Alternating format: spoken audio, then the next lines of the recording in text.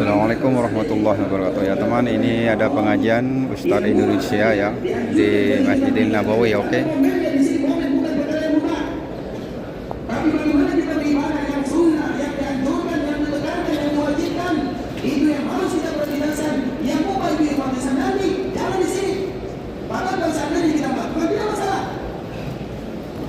Tapi tidak pantas rasanya pada jumlah bagaimana bedanya perkara yang makruh atau yang haram. Contoh misalnya rokok apa hukumnya? Makruh atau haram? Atau mubah? Silakan berbeda, tidak menjadi masalah. Yang tidak mau mengatakan haram, yang mau mengatakan makruh juga tidak menjadi masalah. Tapi pantas tidak kita melakukan di sini? Pantas tidak? Nanti yang saya rokok semua. Amin, amin, semoga digunakannya. Ini bukan dikatakan selalu kita ulang kalimat ini. Kenapa demikian? Yang mubah saja dianjurkan bagi kita tidak melakukannya, apalagi perkara yang makruh. Kalau seandainya kita mengatakan itu makruh, tapi kalau seandainya kita mengatakan haram, tentunya lebih berat lagi. Mungkin tidak mungkin kita jauh-jauh meninggalkan kampung halaman, datang ke sini melakukan perkara-perkara yang makruh, perkara-perkara yang mubah. Dan masalahnya saat kita bersyukur kepada Allah, jemaah yang paling banyak itu ada jemaah yang berasal dari Asia Tenggara, alhamdulillah. Dan daerah tidak dalam satu tahun itu kadang sampai 1 juta lebih yang datang ke sini untuk melakukan ibadah umrah saya. Kalau haji itu 200, itu 1/4 juta. Coba bayangkan banyaknya itu dari satu negara. Paling banyak di Pakistan. Tapi Allah untuk rokok itu lebih banyak. Nah itu masalahnya. Makanya di sini di Pakistan kita tak boleh malu-maluin datang ke sini menjadi datang hadapi.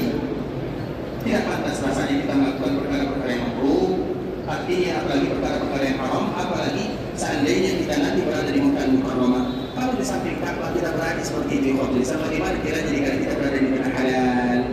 Makanya tadi kita menyebutkan konsepnya, kalau perkara yang mubah saja dianjurkan bagi kita meninggalkannya. Karena itu bukan tujuan kita datang di sini. Tidak mungkin kita mengeluarkan uang yang tidak sedikit, meninggalkan semuanya. Pekerjaan kita tinggalkan, keluarga kita tinggalkan, jauh-jauh kita datang di sini. Yang kita cari ampunan Allah. Bukan perkara-perkara yang bisa mendatangkan dosa. Apalagi jika kita berada di Mekah Mukarramah. Maka usahakan di Pakistan. Jadi itu merupakan nasihat yang selalu kami sampaikan. Dan saya ingin agak berat sedikit ya.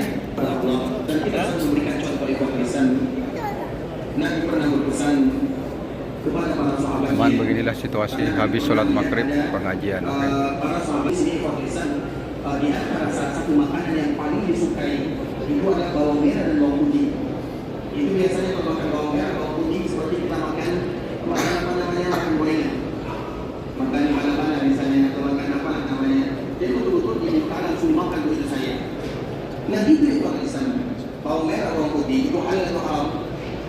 Halal, tidak ada disebutkan haram. Dan itu ada buah-buahan sahabat abadikan dalam Al-Quran karena dibutuhkan oleh semua manusia. Diabadikan sejarahnya dalam Al-Quran. Wa basaliha wa adasiha disebutkan oleh Allah Subhanahu wa taala pasal. Kemudian di Pakistan Nabi sallallahu alaihi wasallam karena bawang merah, bawang putih, khusus bawang putih itu biasanya orang-orang terdahulu memakannya mentah-mentah karena sebagai lalapan. Kemudian Nabi masuk ke dalam Masjid Nabawi dan Nabi membawa ciumnya karena mencium baunya. Kemudian apa kata Nabi sallallahu alaihi wasallam? Wahai kalian para sahabatku, janganlah kalian mendekati pohon ini, terutama di kala-kala dengan salat. Kalaupun ada di antara kalian yang ingin memakannya, maka masak terlebih dahulu, karena baunya hilang. Tapi kalau dimakan mentah-mentah, maka baunya akan mengganggu yang lainnya. Kemudian Nabi mengatakan dalam riwayat yang lain, siapapun yang datang ke Masjid Nabawi, Nabi mengatakan kalimat ini dalam Masjid Nabawi, siapapun yang datang ke Masjid Nabawi untuk beribadah masakan ibadah salat, kemudian dia makan bawang ini, maka kami akan usir dia tempatnya. Padahal itu halal atau haram? Kalau seandainya makan bawang putih diusir ke baki, kalau yang haram diusir ke sana tubuh. Artinya yang bisa mohon maaf ya, bukan tapi harus kita lakukan dan kita bermohon kepada Allah. Karena tidak ada yang suka, ada yang mengatakan membuat orang tidak juga ada.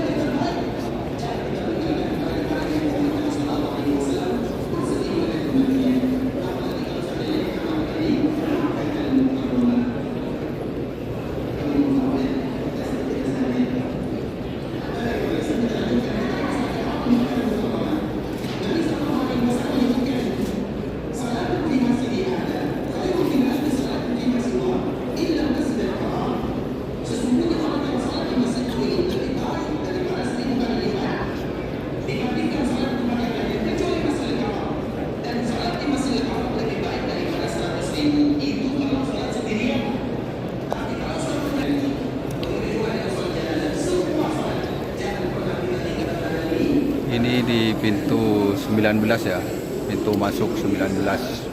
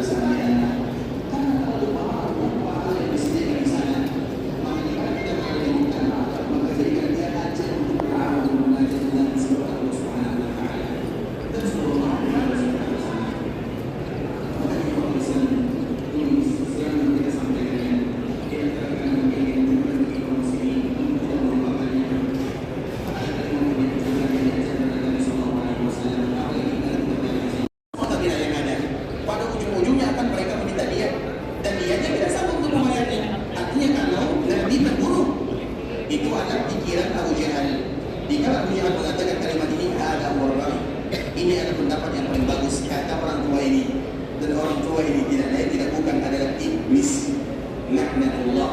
Dialah yang membantu rencana untuk membunuh baginda Rasulullah sallallahu alaihi wasallam. Kemudian di waktu Islam saat itulah Nabi diberikan wahyu oleh Allah Azza wa Jalla untuk meninggalkan Makkah. Kemudian dikala Nabi meninggalkan Makkah, apa kata Nabi? Wallahi innaka la khairu ardillah wa ahabbu ardillahi ila Allah walaula anni ukhrijuka minki ma kharajtu. Demi Allah wahai Makkah, sesungguhnya engkau adalah bumi yang terbaik dan bumi yang paling dicintai oleh Allah Subhanahu wa taala.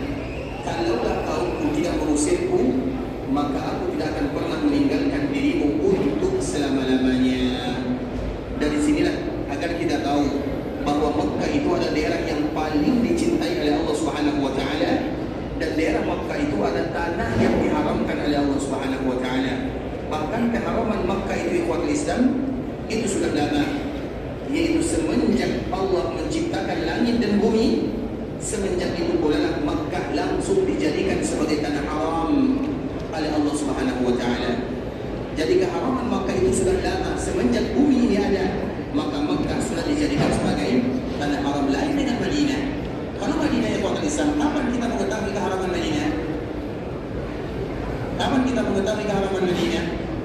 Ketika Nabi SAW datang ke sini, maka Nabi SAW menyebutkan Allahumma inna Ibrahim harrama Makkah wa inni haramtul Madinah.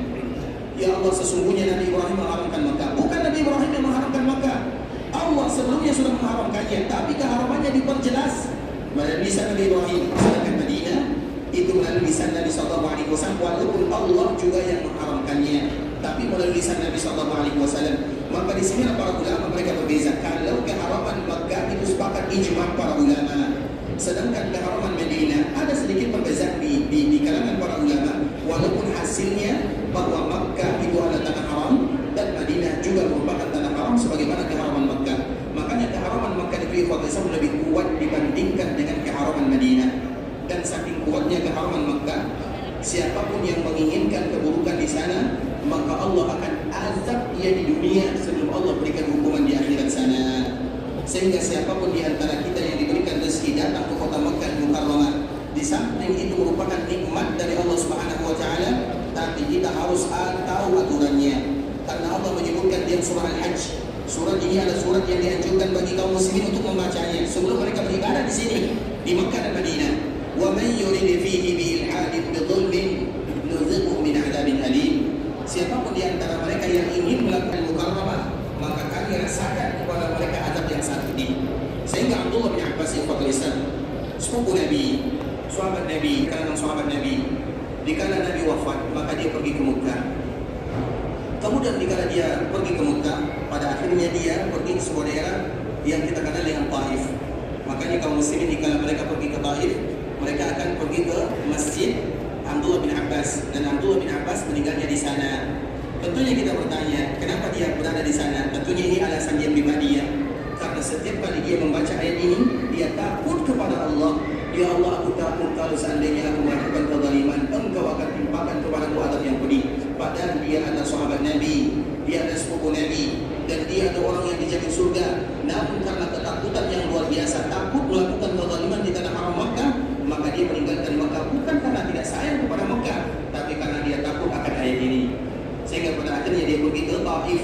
dan meninggal di sana. Dan biasanya kaum muslimin kalau ada Taif mereka akan datang ke Masjid Abdullah bin Abbas radhiyallahu taala anhuma. Nah, itulah harus kita jaga ikhwan Islam. Jika kita berada di Mekah, maka hati-hatilah di sana. Bukan hanya di Mekah saja. Bahkan jika kita berada di tanah haram Makkah Madinah, karena tujuan kita di sini adalah beribadah. Dan bahkan kita usahakan yang kita lakukan itu hanya yang wajib atau yang sunnah. Perkara-perkara yang membuat kita lalai, bahkan perkara mubah pun. Oke teman, terima kasih, thank you. Assalamualaikum warahmatullahi wabarakatuh.